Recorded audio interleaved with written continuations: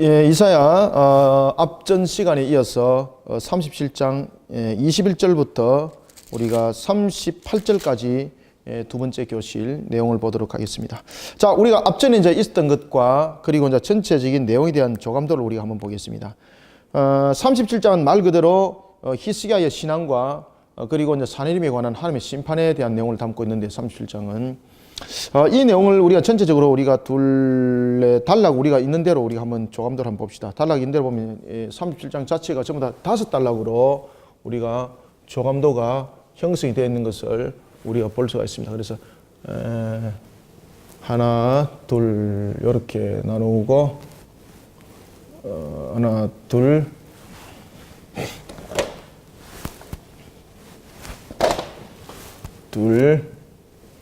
그다음에 이렇게 우리가 5 내용들을 한번 보겠습니다.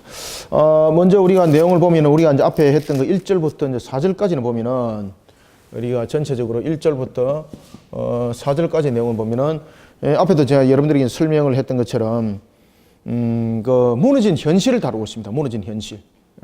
히스기야는 무너진 그 현실 앞에서 어떻게 했는가. 그래서 1절부터 4절은 무너진 현실을 우리에게 다루고 있는 것은 우리도 이런 문제 앞에서 이와 같은 모습들을 보라는 이야기입니다. 뿐만 아니라 이 무너진 현실 앞에서 우리는 무엇을 발견할 수 있습니까? 히스기야 모습 속에서 자신에 대한 어떤 신앙의 회개와 그 내용들을 담고 있죠. 그죠? 회개의 신앙.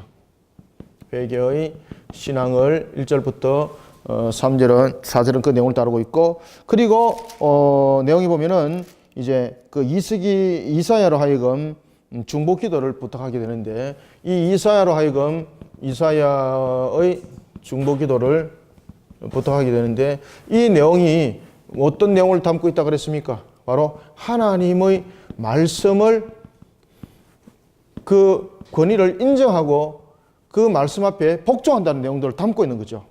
그래서 1절부터 4절은 우리가 히스기야의 전체적인 신앙의 자세를 우리가 볼 수 있겠죠. 1절부터 4절. 그죠? 그래서 그의 신앙은 무너진 현실 앞에서 회개하는 신앙이었고, 그리고 하나님의 말씀에 대한 권위 앞에 무릎을 꿇는 신앙이었습니다. 무너진 현실 앞에서 그는 그렇게 대처했습니다. 그러면 세상적인 측면에서 봤을 때는 얼마나 이게 어리석은 짓입니까? 그죠? 그런데 이 문제가 여기서 답이 있더라는 겁니다. 그런데 문제는 여기서 바로 답이 이루어지지 아니하고 이제 하나님께서 구원을 약속하는, 바로 실현하는 것이 아니라 약속하는 장면이 등장하는데, 그것이 바로 5절부터 7절이었습니다. 5절부터 7절은 바로 여기에 대한 기도에 대한 응답이죠. 히스기야에 대한 신앙에 대한 응답이었고, 기도에 대한 응답, 하나님의 바로 응답이었죠. 하나님의 응답은 무엇입니까? 구원의 약속이 있습니다. 구원의 약속. 이 구원의 약속은 강력했죠. 이 구원의 약속은 결국은 이스라엘에 대해서는, 첫 번째 이스라엘에 대해서는 하나님께서 회복을 말씀하셨고, 그리고 당시에 아수르였던 사내림은 어떻게 하겠다는 겁니까? 하나님께서 그를 심판하시는데, 어떻게 심판하시는가 하면은 죽음으로써 심판하시겠다. 죽음으로 심판하시겠다. 그 다음에 이제 우리가 세 번째 8절부터 이제 13절까지, 8절부터 13절을 보면은, 자, 이렇게 해도 히스기야가 굴복당하지 아니하자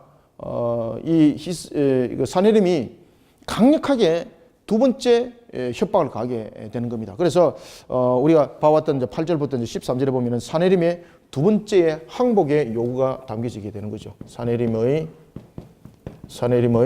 두 번째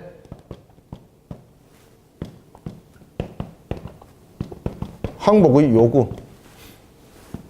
강력했습니다. 그래서 여기서는 그가 그냥 말로만 아니라 첫 번째 내용은 구두의 그 어떤 뭐 협박성 비슷하다 그런다면은, 이제 두 번째는 서신을 담고 있는 내용을 그에게 직접 증거해 주는 거죠. 그러면서 자신의 신의, 아수르의 신의 능력이 어떤 것인가라는 것을 설명하고 있습니다. 아수르의 신이 어떤 것인가? 세상의 신을 다스렸다. 세상의 신을 이겼다.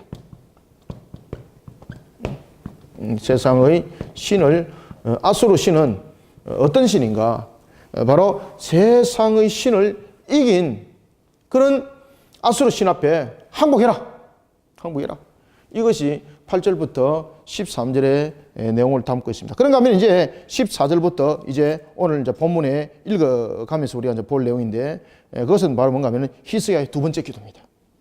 13절부터 35절까지, 14절부터 35절까지는 히스기야의 두 번째 기도입니다.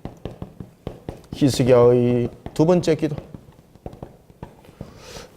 히스기야의 여러분들 두 번째 기도에서는 히스기야가 좀 특이한 행동을 하죠.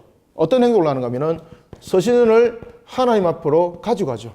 그러면서 하나님 눈을 열으시고 귀를 열어서 보시고 들으십시오. 하나님을 그들이 얼마나 하나님을 모독하는지 그것을 들으시고 하나님께서 갚아주옵소서. 이때에 히스기야가 엄청난 고백을 하죠. 어떤 고백을 합니까? 하나님에 대한 유일신으로 고백하죠.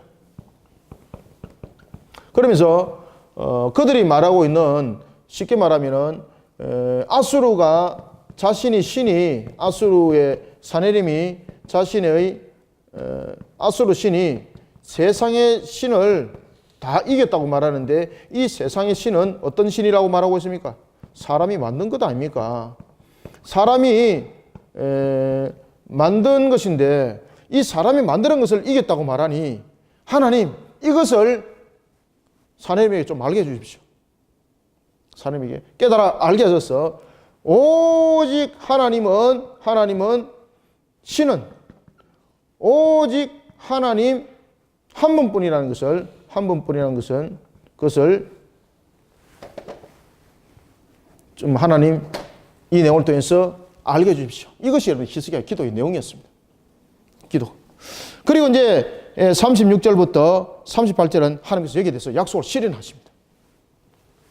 36절부터 이제 38절까지는 여기에서는 하나님의 약속의 실현이 일어납니다. 약속의 실현이 일어나는데, 이 약속은 어떻게 여러분들 이제 일어나는가 하면은 뒤에 보시면은 압니다만은 이 아수르 군대가 멸망당하고, 아수르가 첫 번째는 아수르 군대가 하루아침에 18만 5천이 자고 일어났는데 새벽에 보니까 18만 5천이 다 죽어 있더라. 그리고 두 번째는 사네림의 문제를 다루고 있습니다. 이 사네림이 결국은 여러분 죽임을 당하게 되는데, 누구에게 죽임을 당할까 여러분들요?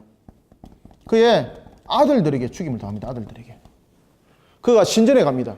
신전에 가서 자신의 회복을 구하는 기도를 하는데, 아들 둘이가 반란을 일으켜서 사네림을 죽여버립니다. 그런데 문제는 이 아들 둘이가 그 사네림을 죽이고 그들이 정권을 잡지 못합니다. 왜냐하면 또 다른 아들이 있었는데 그가 이 두 아들을 이겨버립니다. 그것이 우리의 본문 속에 38절에 등장하는데, 그 이름이 바로 아살핫돈이었습니다. 에살핫돈.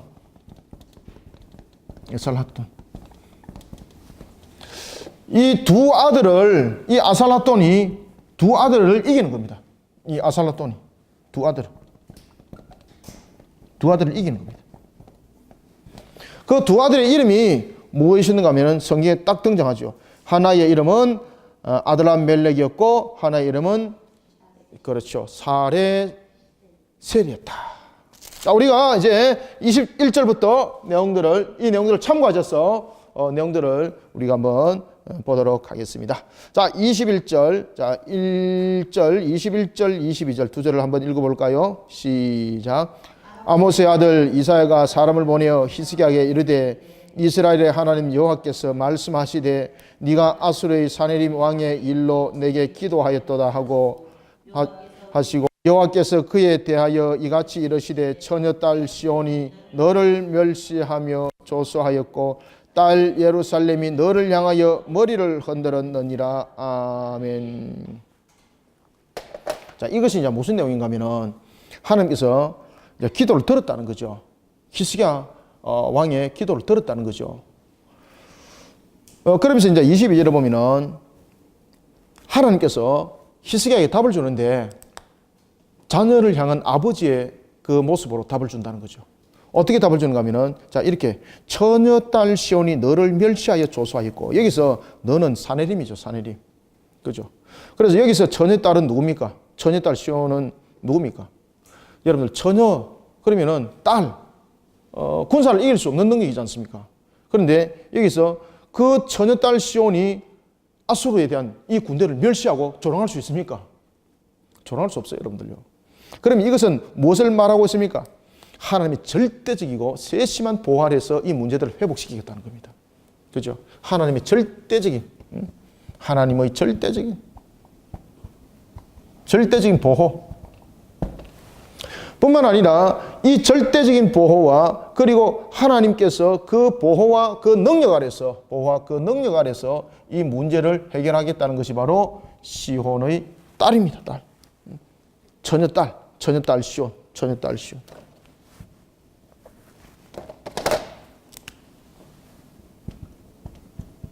처녀딸 시온이라 이렇게 말하고 있는 겁니다. 그래서 특히 이제 처녀딸 시온이라는 것은 우리에게 크게 두 가지를 설명해 주고 있습니다. 첫 번째는 그 모습을 볼 때는 약함이죠. 그 다음에 두 번째는 여러분들 처녀라는 것은 지금 이게 뭔가 하면은 엄나는 짓을 안 했다는 얘기죠.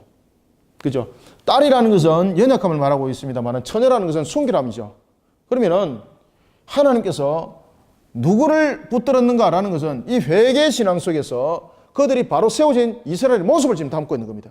따라서 여기서 처녀딸이라는 것은 하나님을 향한 신앙을 말하고 있습니다. 하나님을 향한 신앙.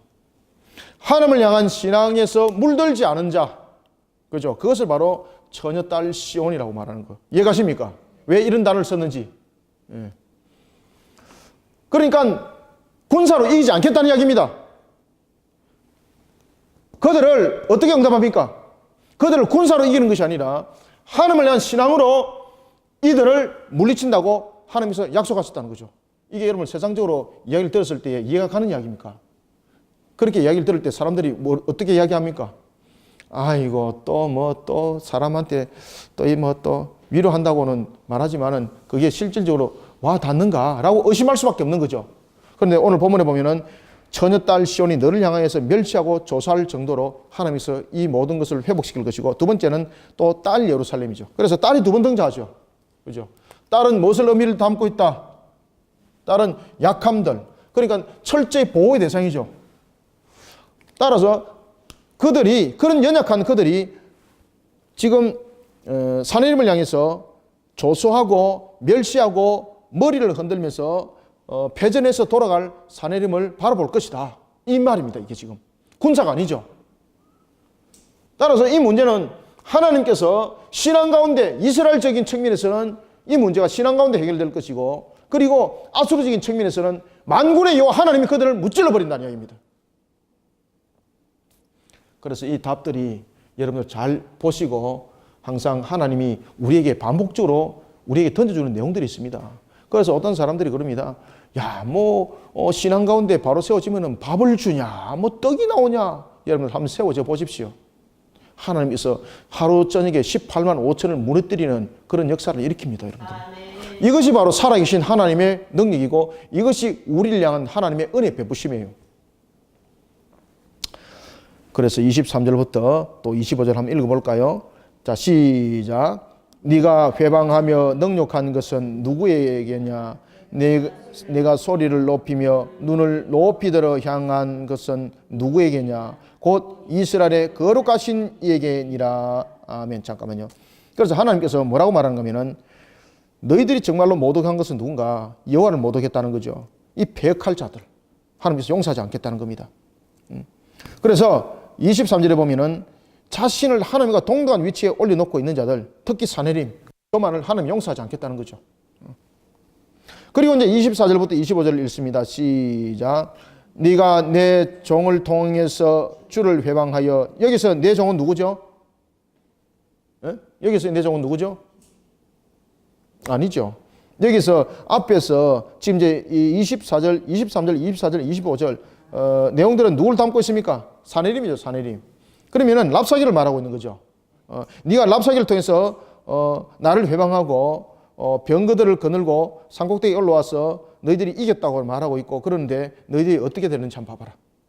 자, 다시 24절부터 25절 읽습니다. 그래서 24절과 25절은 뭔가 하면은 바로 인본주의적인 교만, 그 모습, 그 실태, 자신들의 능력을 과시하는 그 모습, 하나님께서 무너뜨려 버린다는 거죠. 여호와를 멸시했던 그 모습. 자, 읽습니다. 2절 시작. 네가 내 종을 통하여 주를 회방하여 이르기를 내가 나의 흐다한 병거를 거느리고 산들의 꼭대기에 올라가며 레바논의 깊은 곳에 이르렀으니 높은 백향목과 아름다운 향나무를 베고 또 그 제일 높은 곳에 들어가 살찐 땅의 수풀에 이를 것이며 내가 우물을 파서 물을 마셨으니 내 발바닥으로 애굽의 모든 하수를 말리리라 하였도다. 아멘. 얼마나 교만해, 그죠? 자신들의 능력 앞에 모든 것은 굴복당했다는 거죠. 그러면서 아수르는 결국은 자신의 능력 속에 무엇이 있습니까? 자신의 신의 능력을 자랑 삼는 거죠. 모든 신이 우리 신에게 굴종당했다, 굴복당했다, 정복당했다 이렇게 말하고 있는데, 그러면은 이 모든 것을 다스리는 이가 누구인지 너희들은 반드시 알게 될 것이다. 그것이 바로 26절이죠. 아수르가 무너뜨렸던 성읍들은 모든 것이 하나님의 주권적인 것에 의해서 일어난 사건임을 너희들은 나중에 깨닫게 될 것이다. 자, 25절 한번 읽어봅니다. 26절 시작. 네가 어찌하여 듣지 못하였느냐. 이 일들은, 자, 이 일들은 어떤 일들입니까? 아수르가 정복한 모든 일들, 정복전쟁에서 승리하고 이겨나갔던 모든 일들. 그러니까 아수르가 무너뜨렸던 그 일들이 자신들의 신의 능력이 아니라는 이야기입니다. 자신들이 정복하여서 자신의 신이 이겼다라고 말하는 이 정복 전쟁 자체가, 이 자체가 자신들의 신이 아니라는 이야기입니다. 자신들의 신의 능력이 아니라고 딱 하나님께서 말씀하시면서 모든 것에 대해서 주권자는 누구라고 설명하고 있습니까? 하나님. 주권자는 하나님이시다. 하나님이시다. 그래서 26절에 이 일들이라는 것은 아수르가 무너뜨렸던 그런 성읍들, 그 일들이 누구의 주관에 의해서 이루어진 것입니까? 하나님의 주권적 통치 아래에서 일어난 사건임을 너희들이 깨닫게 될 것이다. 알게 될 것이다. 그래서 이제 26절, 27절 두 절을 또 한번 읽겠습니다. 시작. 네가 어찌하여 듣지 못하였느냐. 이 일들은 내가 태초부터 행한 바요 상고부터 정한 바로서 이제 내가 이루어 네가 견고한 성읍들을 헐어 돌무더기가 되게 하였노라. 그러므로 그 주민들이 힘이 약하여 놀라며 수치를 당하여 더러이 풀같이 푸른 나물같이 지붕의 풀같이 자라지 못한 곡초같이 되었느니라. 아멘. 그러니까 사내림이 펼쳤던 이런 그 행적적인 전반적인 측면에 있어서 모든 것은 하나님의 주월적인 그런 주권적인 행사를 통하여 일어난 사건이라는 것을 알아라는 겁니다. 그것을 이제 주시를 하면서 이제 그들에게 수치스러운 방법을 통해서 내가 그를 무너뜨려 볼 것이다. 하나님의 영광을 가리게 하고 그리고 하나님을 모욕했던 그들을 내가 아주 수치스러운 방법으로 내가 아수르를 무너뜨릴 것이고 그리고 사내림을 정리를 할 것이다 라고 하나님께서 말씀하시는 것이 바로 29절입니다. 29절 보면은 네가 나를 거스려 분노함과, 여기서 나는 누굽니까? 하나님. 여기서 네는 누굽니까? 사내림이에요. 사내림. 네가 나를 거스려 분노함과 네 오만함. 여기서 네 오만함은 바로 아수르, 사내림이죠. 그리고 내 귀에 들렸다. 여기서 내는 누구죠? 여호와 하나님.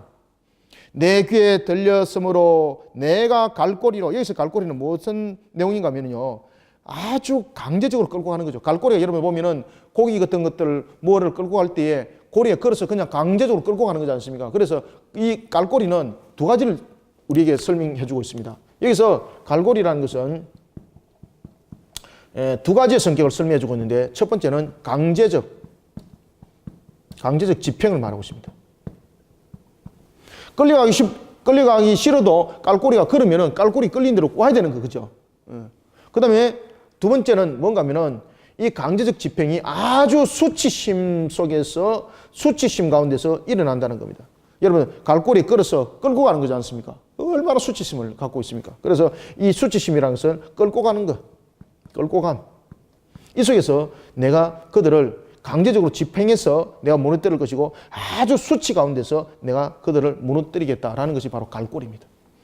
그래서 내가 내 갈고리로, 그리고 네 코에 껴서 재갈을 너 입에 물리고, 재갈은 뭡니까?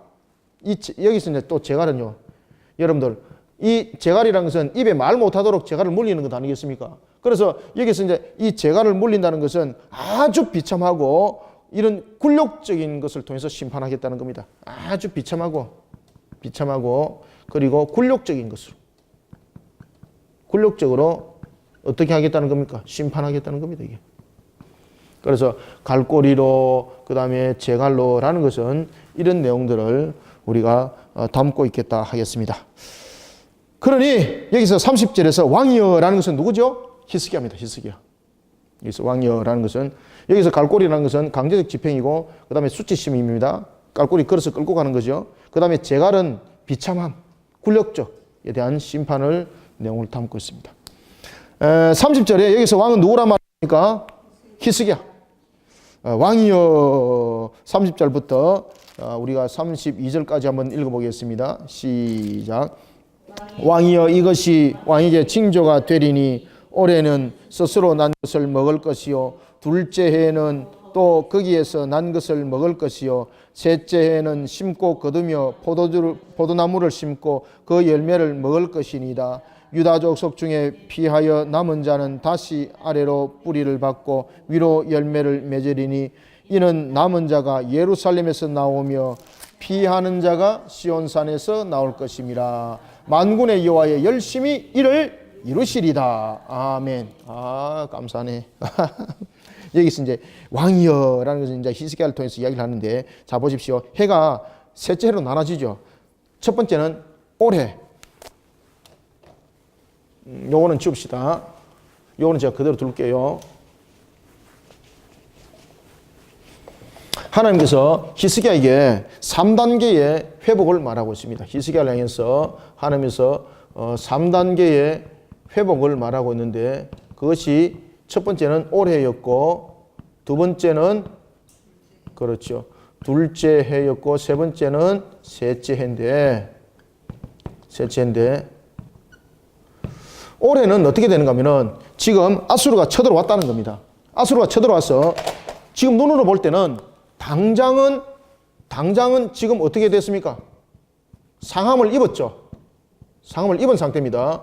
지금 예루살렘 외에는 전부 다 무너졌잖아요. 현재는 지금 상함을 입었지 않습니까? 그럼에도 불구하고 올해는 어떻게 하는가 하면은 올해는 스스로 난 것을 먹는다. 이거는 뭔가 하면은 올해에 예루살렘이 무너짐을 당했지만은, 예루살렘 외에는 무너짐을 당했지만은 올해 난 것을 먹는다는 것은 그 외에는 침공이 없다는 이야기입니다. 따라서 하나님께서는 이 세 가지의 분류를 통해서 이야기를 하는데, 첫 해는 전쟁으로서 곡식을 뺏겼지만은 그 들에서 수확하는 것을 통해서는 먹을 것이라는 거죠. 그러면은 지금 당장은 사함을 있었지만은 올해는 무엇이 그들에게 온다는 이야기입니까? 평강의 회복이 일어날 것을 말하고 있습니다. 평강의 회복이. 히스기야를 향한 하나님의 3단계 회복. 지금은 당장 상함을 입지만은 평강으로 회복될 것이다. 그 다음에 두 번째 보십시오. 둘째 해는 또 거기서 난 것을 먹는다는 것은, 여기서 난 것을 먹는다는 것은 둘째 해부터 완전 회복을 말하고 있습니다. 완전 회복. 둘째 해부터는 거기서 난 것을 먹으면서 빼앗김을 당하지 않는다는 거죠. 빼앗김을 안 당한다. 당하지 않는. 이것은 결국 뭔가 하면 침공이 없다는 이야기입니다. 침공을 받지 않는다는 이야기. 침공을 받지 않는다. 그 다음에 셋째 해는 심고 거두고, 잘 보세요. 심고 거두고 포도나무를 심고 그 열매를 먹고. 뭡니까? 완전한 평강, 풍성함. 그래서 세 번째는 풍성함으로써 하나님께서 응답한다는 겁니다. 이것은 우리에게 나타나고 있는 것 가운데서 점점 점층법으로 점점 회복이 일어난다는 이야기입니다. 점점. 여러분들, 우리가 보면은 가면 갈수록 우리의 신앙들이 일어나고, 가면 갈수록 우리의 삶들이 일어나고, 가면 갈수록 우리의 환경들이 일어나는 것이 사실이 우리에게 바른 모습이죠. 올해보다도 내년의 신앙이 더 성장해야 되는 것이고, 올해보다도 우리의 모습들이 더 번성해야 되는 것이고, 그렇죠? 그런 모습 속에 우리들이 세워져야 되는데, 이런 것들이 다 하나님께서 우리에게 주신 히스기야 3단계 회복을 통해서 우리에게 답을 주고 있습니다. 이 모든 답들은 어떻게 일어났습니까? 여호와를 향한 이런 강권적인 그 신앙 속에 자신을 바로 세운 그 역사 속에 나타났던 결론입니다, 이게. 그래서 여기서 3단계의 약속은 바로 신앙 가운데에 엎드렸던 히스기야를 향한 하나님의 응답이었습니다. 강력한 응답, 강력한 응답. 그리고 이제 31절에 보면 유다 족속 중에서 피하여 남은 자, 여기서 이제 예루살렘에 남은 자들이죠. 다시 아래로 뿌리를 받고 위로 열매를 맺을 것이다. 이건 뭡니까? 민족의 번성. 민족의 번성들이 일어난다는 거죠. 여러분, 자손들이 번성하는 것은 평강이 없으면 변성이 없습니다. 여러분들, 이 자손들이 번성하기 위해서는요, 두 가지가 필히 있어야 됩니다. 첫 번째는 평강이 있어야 되고, 두 번째는 먹고 마심이 풍족해야 됩니다. 그래서 오늘 본문에 보면은 남은 자는 다시 아래로 뿌리를 받고, 뿌리를 받는다는 건 뭡니까? 안정적 요소를 취한다는 겁니다. 여기서 알겠죠? 완전한 회복, 풍성함, 이것들은 전부 다 뭔가 하면 뿌리 깊게 그 자리를 내린다는 것은 안전한 모든 구조를 형성한다는 이야기입니다. 뿌리를 받고 위로는 열매를 맺는 것은 번성하는 거죠. 그리고 32절에 보면은 이는 남은 자가 예루살렘에서 나오며 피하는 자가 시온산에서 나올 것입니다. 이거는 무엇을 담고 있습니까? 결국 남은 자 부분을 통해서 예루살렘, 시온산 두 가지는 뭔가 하면 하나님의 신앙입니다. 결국 남은 자는 여호와 신앙 속에서 나타나는 것이고, 여호와 신앙 속에서 세워져서 있을 때에 뿌리 있고 그 속에 풍성한 열매를 맺고 이런 역사를 하나님이 일으키겠다라고 말씀을 우리에게 주는 것입니다. 아시겠죠? 그런 하나님을 가르쳐서 만군의 여호와의 열심이라. 만군의 여호와의 열심이다. 여러분들, 이것이 우리에게 비춰져야 됩니다. 하나님이 우리를 향해서 열심으로 나타나야 돼요. 여러분들 아시겠습니까? 히스기야 앞에 지금 이와 같은 하나님의 열심의 모습으로 이게 나타났다는 것은 뭔가 하면은 신앙으로 그들이 회복되어지고 그들이 바르게 세워졌을 때 하나님이 어떻게 했든 간에 이들을 하나님의 말씀대로 회복시키기 위해서 열심을 다해서 나타난다는 거죠. 그러니까 여러분들요, 우리 속에 나타날 것은 전부 다 하나님의 속성이 정확하게 내비치도록 하나님의 공의와 정의가 우리 속에 살아서 움직여야 되는 것이고, 또 그런 속에서 우리의 신앙들이 주를 향하여서 우리 또한 온전히 바로 세워질 때 하나님의 열심이 또한 이 하나님의 속성 가운데 나타납니다. 이 열심은 바로 뭔가 하면은 하나님은 여러분들 무엇을 가지고 있습니까? 창조적 본능을 가지고 있습니다. 하나님은 창조적 본능을 통해서 어떻게 해요? 이것을 통해서 하나님은요, 기뻐하는 거예요. 기뻐하심. 하나님은 생육 번성, 창세기 보면은 왜 모든 생물들 향해서, 사람을 향해서 생육 번성 충만함을 하나님께서 말씀하시는가 하면 그게 창조주의 속성 속에서 나타나는 그 본성 속에서 나타나는 그 하나의 성품입니다. 성품. 그러니까 하나님은 창조적 본능을 가지고 있는 것처럼 오늘도 저와 여러분들을 통해서 하나님은 창조를 통해서 여러분들을 새롭게 만들고 더 번성하기를 만들기를 원하고 계세요. 그것이 여호와의 열심이에요. 아시겠죠? 그래서 여호와의 열심에는 여러분들 이것을 딱 써놓으십시오. 여호와의 열심 밑에는 하나님의 창조적 본능이 작동하는 것이다. 그리고 하나님은 그러한 것들을 이뤄서 기뻐하신다. 그러면 우리는 여호와의 이 열심이라는 이 본성이 우리 속에 작동되기 위해서는 우리는 어떻게 되는가? 어떻게 됩니까? 히스기야의 모습처럼 여러분들 하나님 앞에 순복하고 여호와의 신앙 앞에 우리가 모습들이 반드시 세워져야 되는 것입니다. 그죠? 우리의 삶들 속에 여러분들 하나님의 정의와 공의 통치하심이 있어야 되는 거죠. 이런 모습 속에 우리들 세워질 때에 하나님은 우리를 향해서 그 속성이 열심으로 나타나는 거예요. 어떤 하나님이? 만군의 여호와가 이겨서라도 싸워서라도 악한 것들에 있는 것들을 빼앗아서라도 우리에게 주시는 하나님. 그래서 그 창조적 본능, 그것을 열심이라고 성경이 표현하고 있는 겁니다. 이해가십니까? 여호와 열심은 무엇이라고요? 하나님의 속성을 나타내고 있다. 여호와 열심은 하나님의 속성을 대변하고 있다. 하나님의 어떤 속성?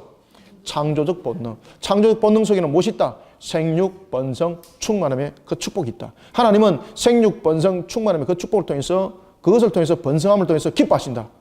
그러면은 하나님은 어떤 자에게 이 어떤 여호와의 열심이라는 이 본능, 속성이 작동되어지는가? 하나님의 정의와 공의 가운데 세우신 자. 그러면 하나님의 정의와 공의 속에서 히스기야는 처음부터 완전했는가? 그러지 못했다는 거죠. 그럼에도 불구하고 우리로 하여금 오늘 우리에게 주신 말씀은 우리로 하여금 더욱더 십자가 신앙 속에서 우리로 하여금 세워져 나가는 모습이 또한 비춰지기도 합니다. 이해가시죠? 이런 모습들로 여러분 세워지시길 바랍니다.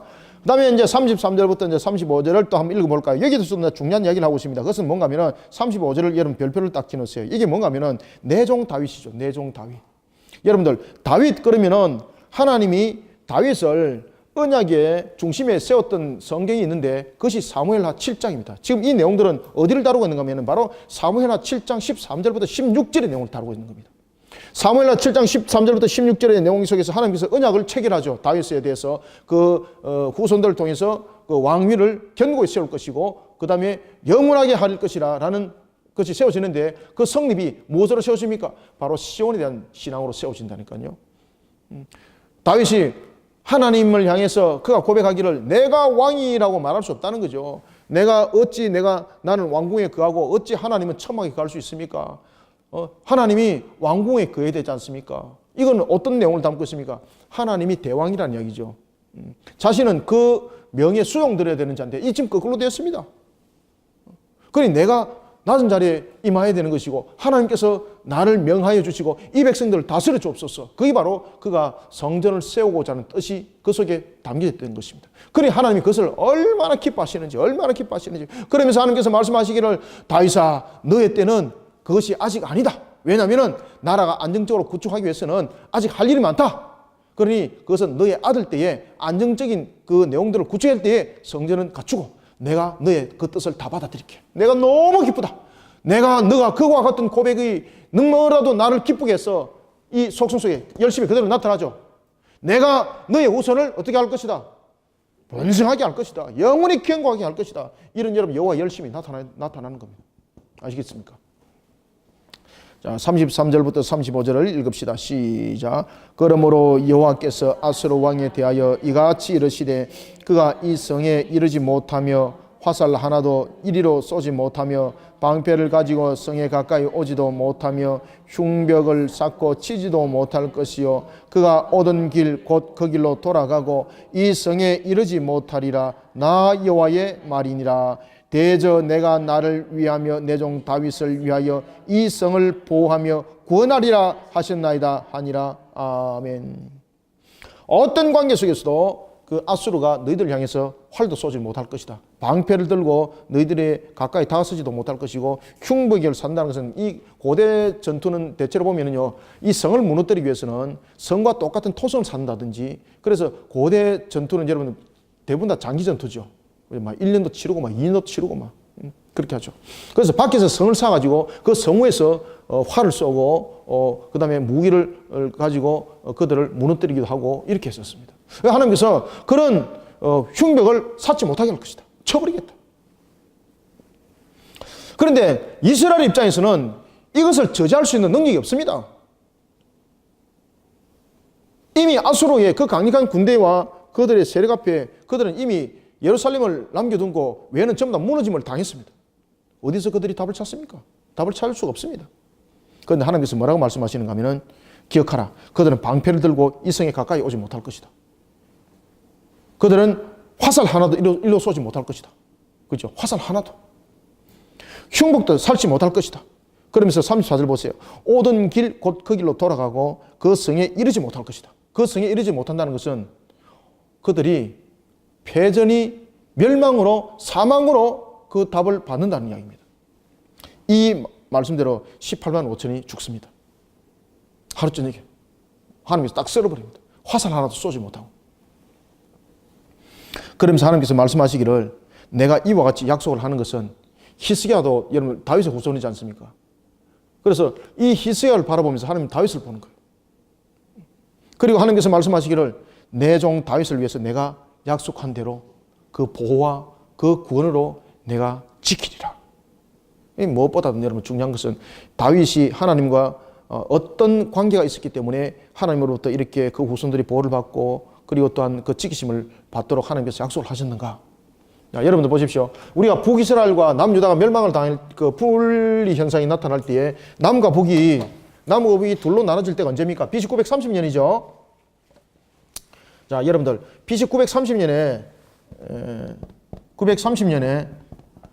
이게 남유다와 그리고 북이스라엘이 둘로 갈라지죠. 이스라엘이라는 나라가. 이스라엘 나라가 둘로 갈라집니다. 이때에 이 남유다는 그걸 보입니까? 왕이 르호보암이었고, 르호보암은 여러분 솔로몬의 아들이었습니다. 그죠? 솔로몬의 아들이었습니다. 아들이었고, 그리고 북이스라엘은 누가 다스립니까? 여로보암 1세가 다스리죠. 이때에 하나님께서 여러분 무슨 말씀하시는가 하면은, 성경을 여러분 잘 주시려 하셔야 됩니다. 성경에 보면은 하나님께서 여로보암에게 네가 내 종 다윗과 같이 행하게 되면은 내가 다윗에게 했던 것처럼 너의 나라를 영원히 너에게 주겠다, 이 말씀하십니다. 그러면 여러분 거기서 착각하시면 안 됩니다. 그 성경을 잘못 읽어가지고 그러면은 남유다가 없어지고 그럼 북이스라엘 왕이 그러면은 모든 것을 대체하게 되면 하나님께서 그러면은 다윗과 약속했던 그 언약은 그러면 사무엘하 7장의 언약은 어떻게 되는 거냐, 이렇게 묻는 분이 있습니다. 사실이었습니다. 그래서 제가 깜짝 놀랐었습니다. 여러분들, 하나님께서 그 영원하게 언약을 맺는다는 것은 뭔가 하면은 남유다는 르호보암에게, 다윗의 후손에게 영원히 주는 겁니다, 이게. 그리고 북이스라엘 지역에 있는 그 지파에 대해서만 하나님께서 여로보암에게 주겠다는 이야기입니다. 다윗처럼 그렇게 하겠다는 겁니다. 그러면은 다윗의 언약은 변화되는 것이 아니라 계속 이어지는 것이고, 그 약속은 변치 아니하시는 하나님의 속성에서 영원한 약속이 되는 것입니다. 이해가시죠? 그래서 이것을 여러분들 오해하시고 보면 안 됩니다. 이 BC 930년의 사건을. 그래서 하나님께서 이제 그 내용들을 이야기를 하고 있는 겁니다. 내 종 다윗을 위하여 이 성을 보호하며 구원하리라. 그 내용의 기본적인 그 발단이 무엇이었습니까? 하나님을 향한 바른 신앙 속에 세워졌던 다윗의 모습이었죠. 그와 같은 모습 속에 히스기야 모습도 그러한 모습이 담겼던 거죠. 그러니까 하나님께서 다윗의 이야기를 다시 한번 이야기를 하는 겁니다. 이러면서 이제 여호와께서 일들을 일으키는데 어떤 일들을 일으키는가 하면은, 자, 36절 한번 봅시다. 자, 36절. 두 가지 이제 사건이 일어나는데 어떤 사건이 일어나는가 하면은, 먼저 36절만 읽습니다. 시작. 여호와의 사자가 나가서 아수르 진중에서 18만 5천인을 쳤으므로 아침에 일찍이 일어나 본적 시체뿐이라. 아멘. 이것이 여러분들이 잘 아시는 것처럼 진짜로 역사적 내용 속에서 나타난 거죠. 아니, 새벽에 조용한 거예요. 이 뭔가 싶어서 또 올라가 보니까네, 이 아수르 진영에 완전히 시체가 쫙 깔려 있는 거예요. 그것을 유다 백성들이 보는 겁니다. 오늘 본문에도 보면은 여호와의 사자가 나타나서 아수르 진중에서 18만 5천을 쳐버렸다는 이 사건, 그리고 그들을 보니 시체뿐이었더라. 정말로 활 하나도 쏘지 못하고 그들이 죽게 되는 것입니다. 이때에 사내림이 놀라서 도망을 가는 겁니다. 그래서 여기 보면은 만군이라는 것이 여기서 나타나는 거예요. 여러분들 아시겠죠? 만군의 여호와 열심히 악한 것들을 물리쳐서라도, 그 악한 것들의 것을 빼앗아서라도 자기 백성에 필요한 것들을 채워주시는 거예요. 그리고 난 뒤에 그 아침에 이스라엘 백성들은 무엇을 했겠습니까? 추수하듯이, 이삭을 줍듯이 그 진중에 있는 18만 5천이 남겨왔던 그런 군량미, 그리고 이 전리품을 취하는데, 이야, 어마어마한 거예요. 어마어마한 거. 그죠? 아수르 군대가 여러분들 얼마나 대군이었습니까? 그리고 그들이 주변과 환경들을 치면서 그들이 얼마나 전리품들을 많이 가지고 있었겠습니까? 그들을 전부 다 취하는 거예요. 다 취하는 거예요. 이 사내림이 여러분들 도망갈 때 전리품을 가지고 도망갔겠습니까? 아니요. 걸어만 나 살리라. 오직 생명만이 살 길이다. 그래서 그냥 막 맨발로 도망가듯이 도망갑니다. 그러면서 그가 어디를 가는가 하면요, 자신의 신이 있던 신전에 들어가는 겁니다. 왜? 신이 자신을 다시 회복시켜서 저들을 무너뜨리고자 하는 그런 속에 신전에 갔습니다. 그런데 자신의 신이 그를 보호합니까? 보호하지 못하는 거예요. 신이 있습니까? 신은 존재하지 않는 거예요. 그런데 문제는 이제 뭔가 하면 하나님께서 말씀하신 대로 어떤 약속을 했습니까? 하나님께서 아수르 군대를 일으킬 것이고, 내가 그리고 그 아수르의 군대를 18만 5천을 무너뜨릴 뿐만 아니라 사내림이 참으로 비참하게 그 최후가 끝날 것을 예언을 했죠. 그죠? 그 예언대로 실현이 되는 겁니다. 그 실현 속에 어떤 내용들이 일어나는가 하면은, 그에게 두 아들들이 결탁을 합니다. 한 아들은 아드람멜렉이었고 한 아들은 사레셀이었습니다. 이들이 결탁을 해서 아버지를 죽이는 겁니다. 실권을 잡기 위해서. 그런데 문제는 이들이 실권을 잡으려고 했는데 찬탈을 노리고 그 모든 것들을 계획을 하였고, 그리고 반란과 쿠데타를 일으켜서 했는데, 거기서 실권을 장악한 사람은 누군가 하면은 아살 핫돈이었습니다. 이 아살라돈에 의해서 이 두 아들이 자신들이 권력을 잡지 못하고 생명이 자신들 앞에 마치 풍전등화 같은 모습을 하고 있다는 것을 알고 도망가 버리는 겁니다. 자, 우리가 이제 36절부터 38절까지 읽고 마무리하겠습니다. 시작. 여호와의 사자가 나가서 아수르 진중에서 18만 5천인을 쳤으므로 아침에 일찍 일어나 본적 시체뿐이라.